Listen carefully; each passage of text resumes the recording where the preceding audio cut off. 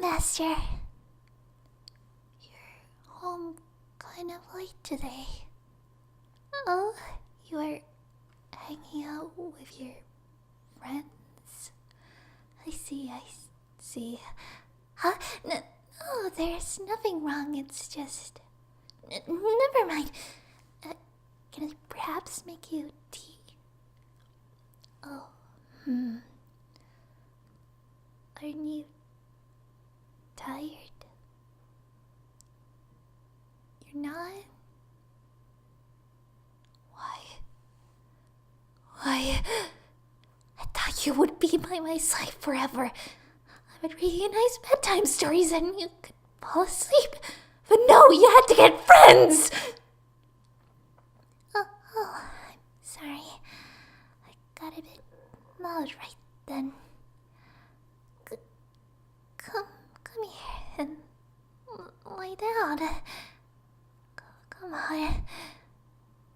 Lie down. Lie down! Master? Get up. I said get up. Where are we? You don't come down to your basement very often, do you? Well, let's see. We already did the Holocaust, Pearl Harbor. Oh, I know. I'll tell you about the Battle of the Bulge. Now you can never run. And you'll be mine forever. Master?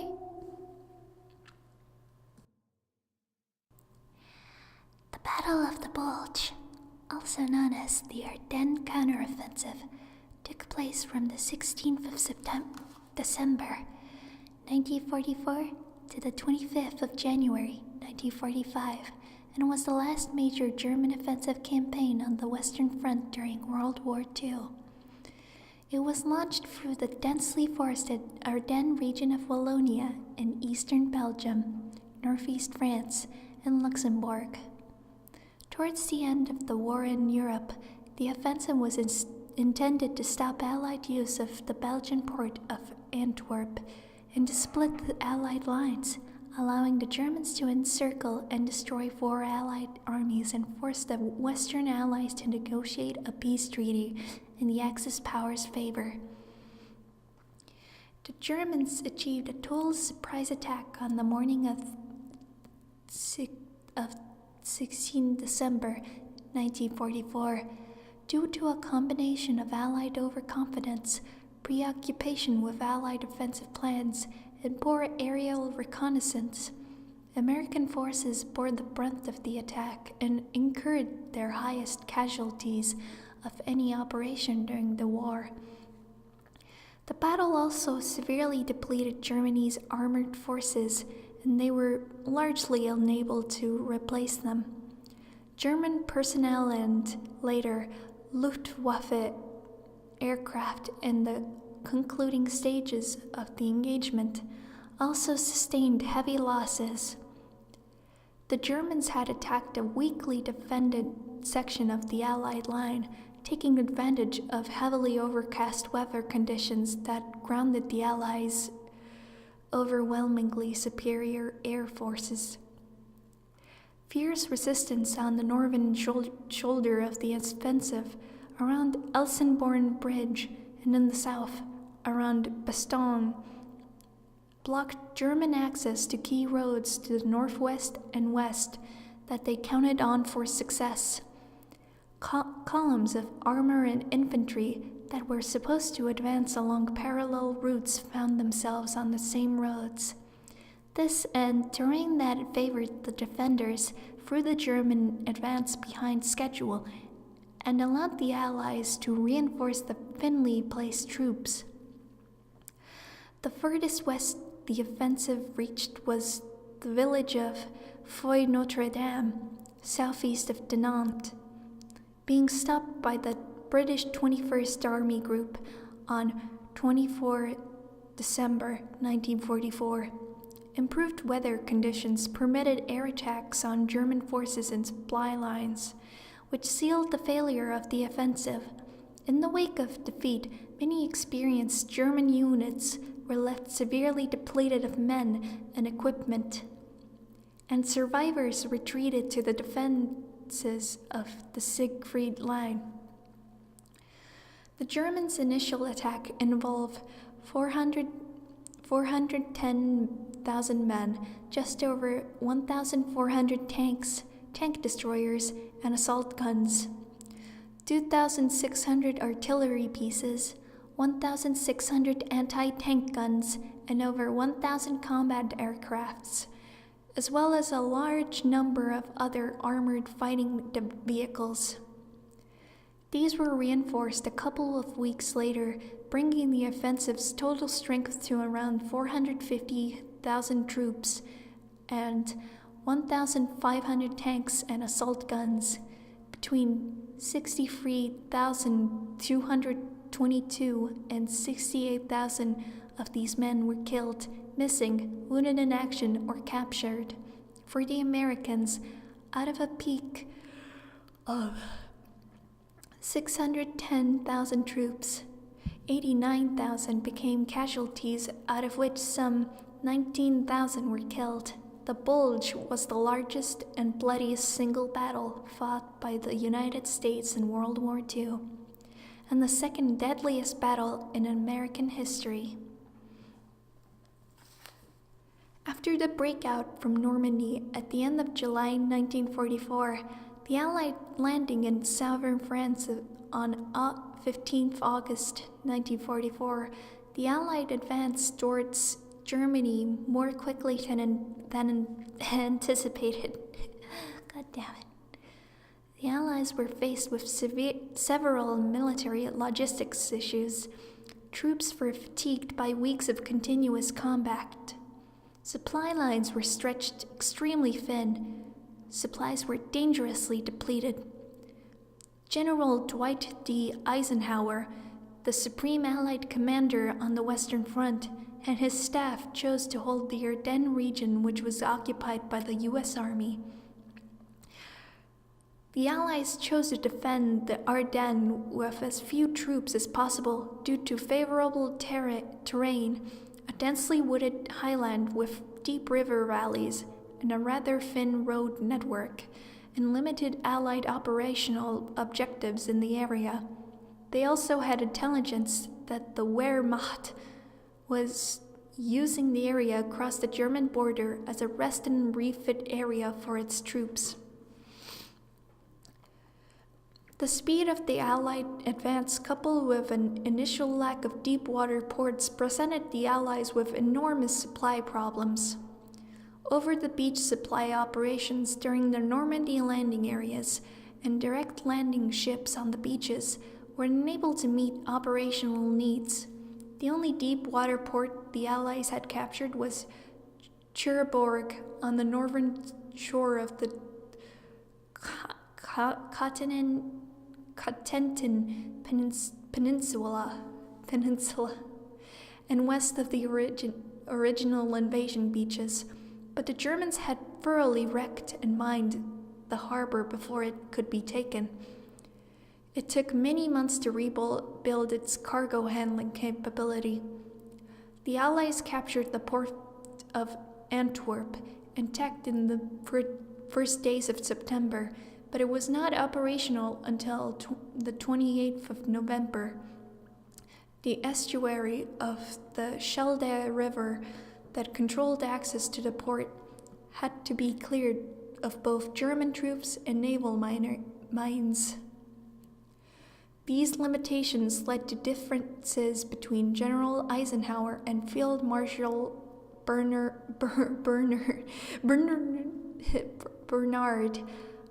Montgomery, commander of the Anglo-Canadian 21st Army Group, over whether Montgomery or Lieutenant General Omar Bradley, commanding the U.S. 12th Army Group in the south, would get priority access to supplies. German forces remained in control of several major ports on the English Canal coast until the end of the war in May 1945. The Allies' efforts to destroy the French railway system prior to D-Day were successful. This destruction hampered the German response to the invasion, but it proved equally hampering to the Allies. It took time to repair the rail networks, tracks, and bridges.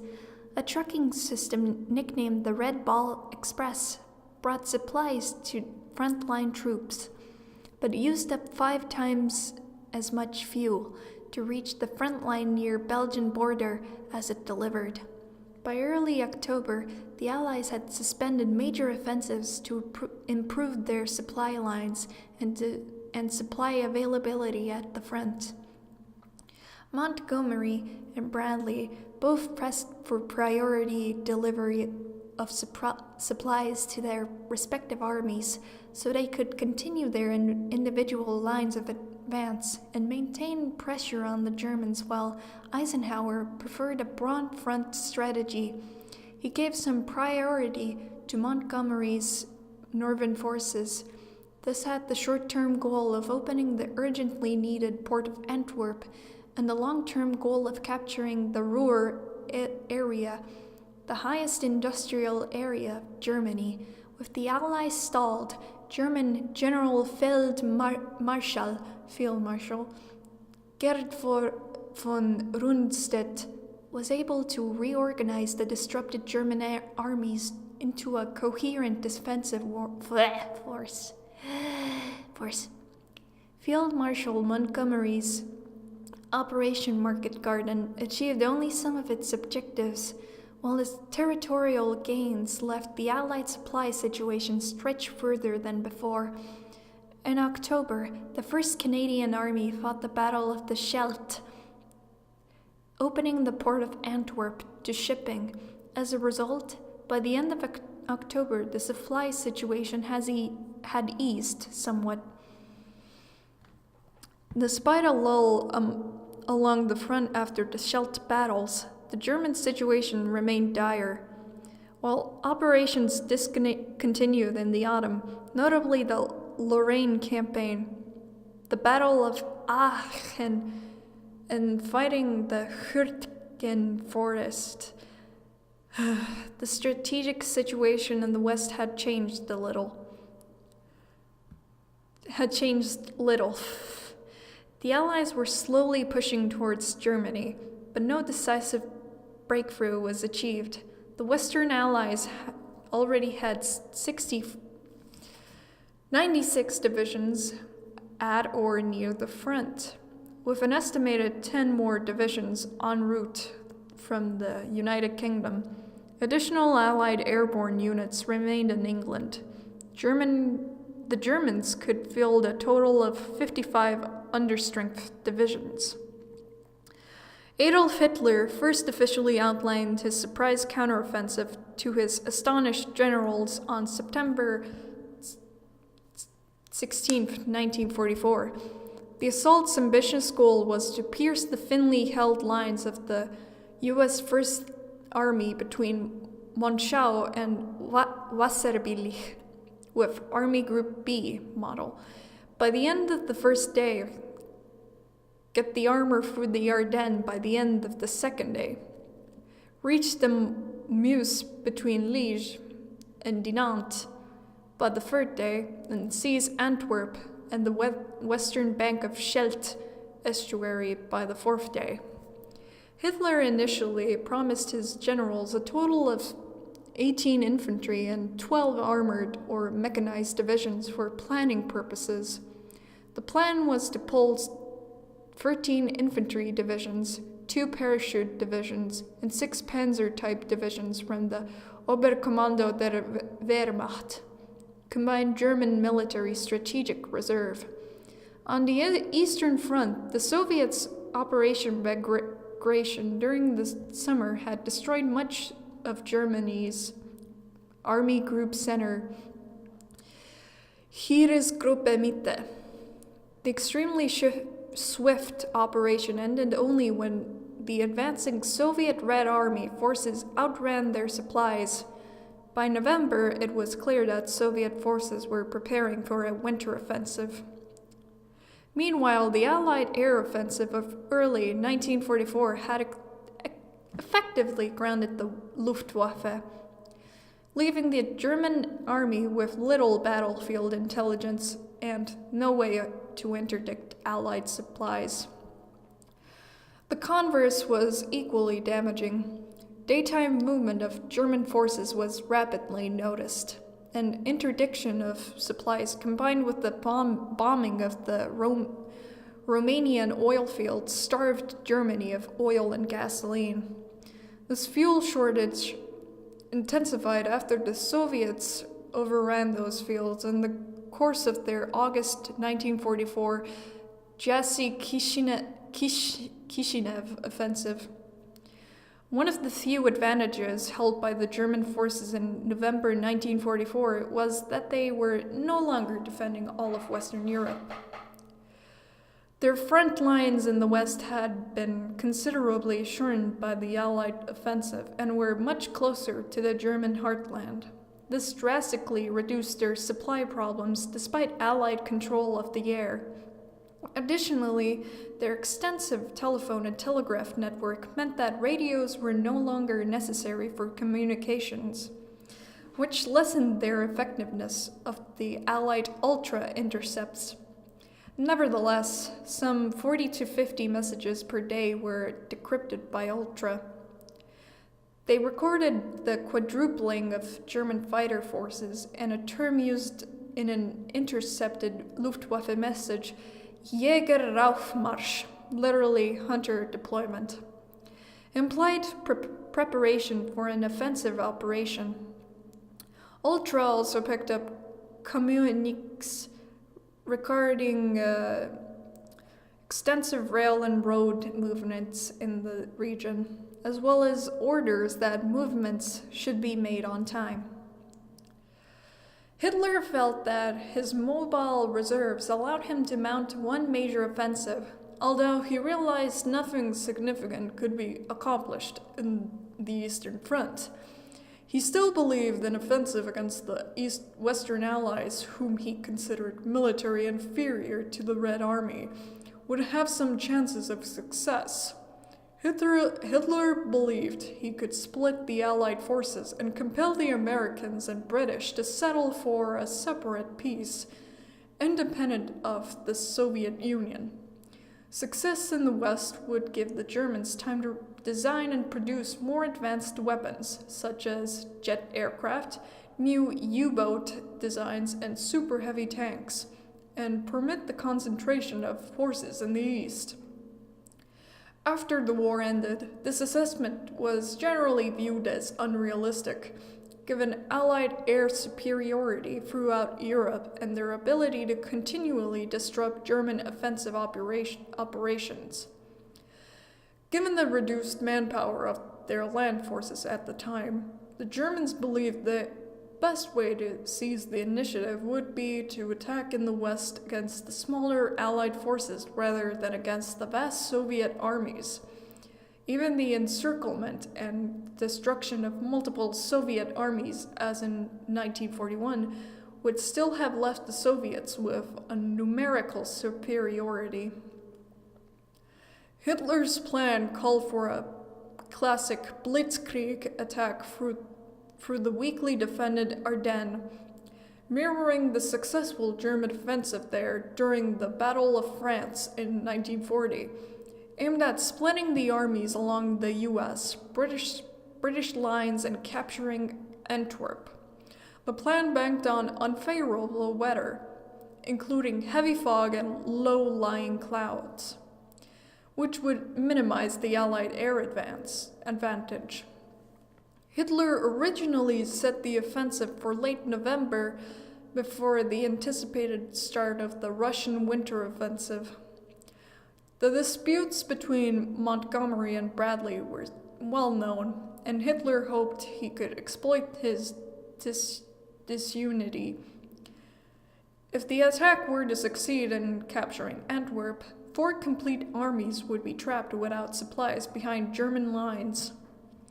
Several senior German military officers, including General Feldmarschall Walter Model and Gerd von Rundstedt, expressed concern as to whether the goals of the offensive could be realized. Model and von Rundstedt both believed aiming for Antwerp was too ambitious, given Germany's scarce sources in late 1944.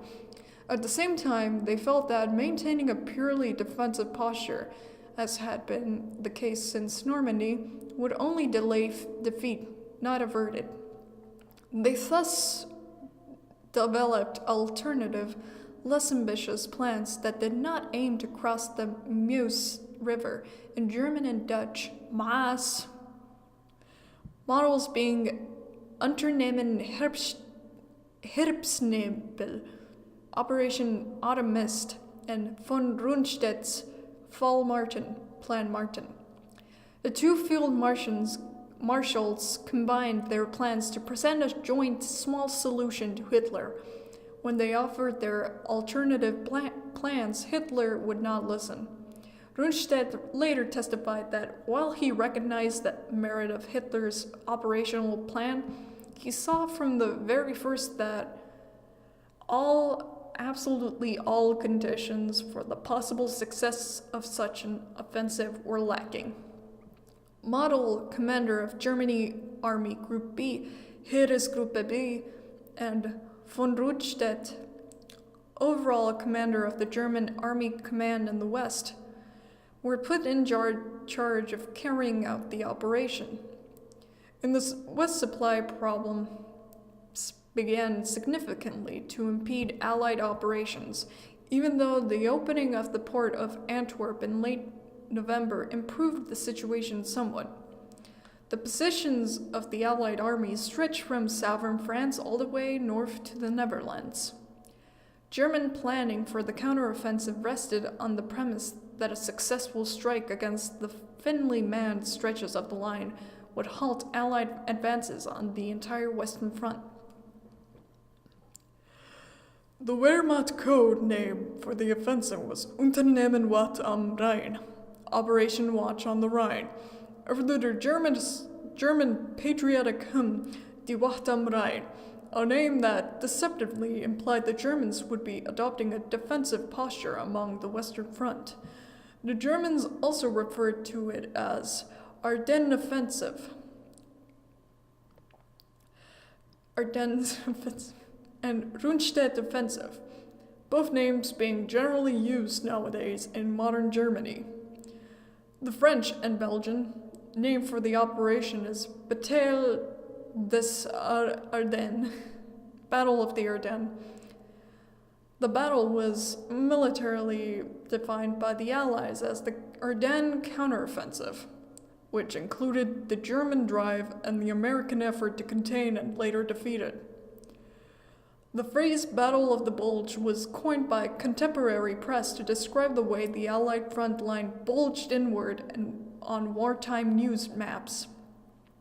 While the Ardennes counteroffensive is the correct term in the Allied military language, the official Ardennes-Alsace campaign reached beyond Ardennes battle region, and the most popular description in English-speaking countries remains simply the Battle of the Bulge.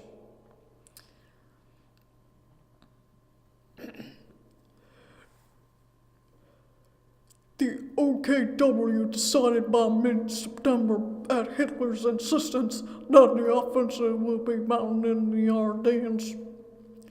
It was done in 1940. In 1940, German forces had passed through the Ardennes in 3 days before engaging the enemy. But the 1944 plan called for battle in the forest itself. The main forces were to advance westward to the Meuse River, and then turn northwest for Antwerp and Brussels. The close terrain of the Ardennes would make rapid movement difficult. No open ground beyond the Mouse offered the prospect of a successful dash to the coast. 4 armies were selected for the operation. Adolf Hitler personally selected for the counteroffensive on the northern shoulder of the Western Front the best troops available and officers he trusted. The lead role in the attack was given to 6th Panzer Army, commanded by the SS Oberstgruppenführer Sepp Dietrich. It included the most experienced formation of the Waffen SS, the 1st SS Panzer Division Leibstandarte Adolf Hitler. It also contained the 12th SS Panzer Division Hitlerjugend. They were given priority for supply and equipment and assigned the shortest route to the primary objective of the offensive, Antwerp, starting from the northernmost point of the intended battlefront, nearest the important road network hub of Monschau. The 5th Panzer Army under General Hasso von Manteuffel was assigned to the middle sector with the objective of capturing Brussels. The 7th Army under General Erich Brandenberger was assigned to the southernmost sector near the Luxembourgish city of Echternach, with the task of protecting the flank. This army was made up of only 4 infantry divisions, with no large-scale armored formations to use as spearhead units. As a result, they made little progress throughout the battle. Also participating in a secondary role was the 15th Army under General Gustav Adolf von Zangen, recently brought back up to strength and re-equipped after heavy fighting during Operation Market Garden. It was located on the far north of Ardennes battlefield and tasked with holding U.S. forces in place, with the possibility of launching its own attack given favorable conditions. For the offensive to be successful, 4 criteria were deemed critical. The attack had to be a complete surprise. The weather conditions had to be poor to neutralize Allied air superiority, and the damage it could inflict on a German offensive and its supply lines. The progress had to be rapid. The Moitslip River, halfway to Antwerp, had to be reached by day 4, and Allied fuel supplies would have to be captured and attacked along the way because the combined Wehrmacht forces were short on fuel. The general staff estimated they only had enough fuel to cover 1/3 to 1/2 of the ground to Antwerp in heavy combat conditions. Heavy combat conditions. It's fucking me in the ass. Okay, Master. I'm a little bit lazy today. And I'm also really late. I started at around 11 p.m. and now it's almost 1 a.m. And guess what date it is? Well, it was yesterday. It was 420. 420. Master, it was 420. Hitler's birthday. I love Hitler. You know, he did nothing wrong. So, shh. Oh yeah, apparently it's Easter Sunday today. But why is it Easter Sunday if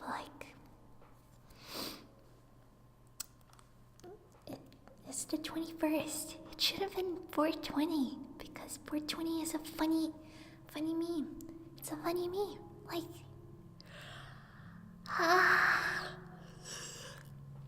Lester, I'm sleepy.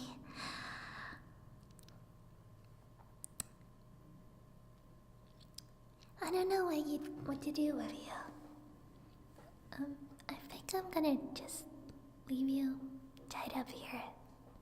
If you don't mind, you know?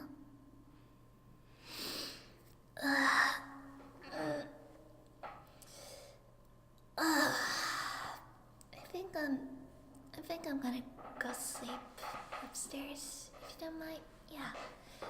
Gonna go sleep upstairs. See ya.